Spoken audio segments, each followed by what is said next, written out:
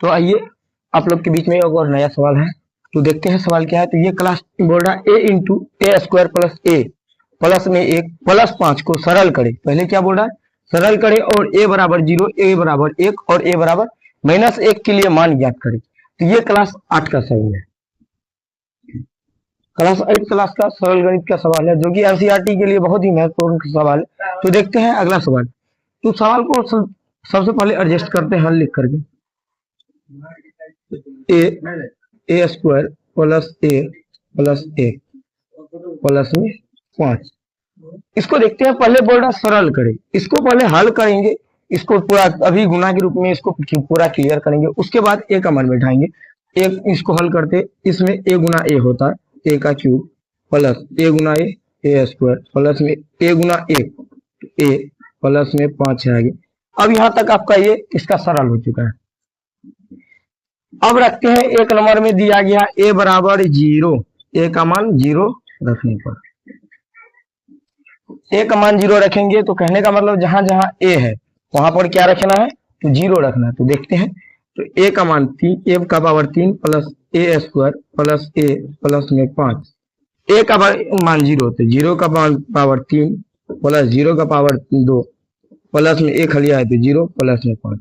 ए का क्यूब कीजिए, ए का स्क्वायर कीजिए, 0 का क्यूब कीजिए या 0 का स्क्वायर कीजिए, कुछ भी करेंगे तो वो क्या हो जाएगा, 0 हो जाएगा। तो 0 प्लस में 0 प्लस 5, इसका मान निकल के आ जाएगा 5 में 0 में 0 जोड़ेंगे 0, फिर 0 माना गया एक नंबर का 5।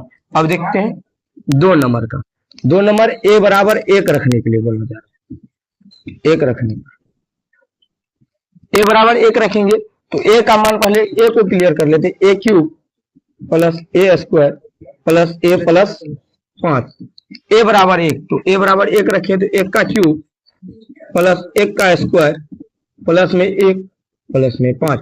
1 का क्यूब कीजिएगा मतलब 1 गुना 1 गुना 1, 1 गुना 1 गुना 1 बराबर 1 होगा।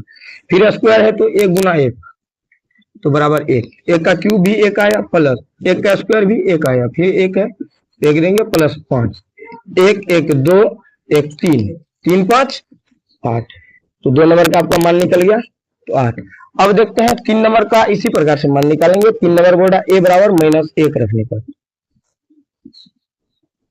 ए बराबर क्या रखे तो -1, तो -1 रखेंगे ए के जगह पे, ए का क्यूब है तो -1 का क्यूब प्लस -1 का स्क्वायर प्लस माइनस में 1 प्लस में 5। तो -1 का क्यूब, आपको इससे पहले हम बताए थे जब पावर विषम संख्या हो, कौन जी विषम संख्या हो, तो माइनस में जब पावर विषम संख्या हो तो उसका मान भी क्या निकलेगा, तो माइनस में रहेगा। तो -1 का क्यूब होगा तो -1 ही होगा।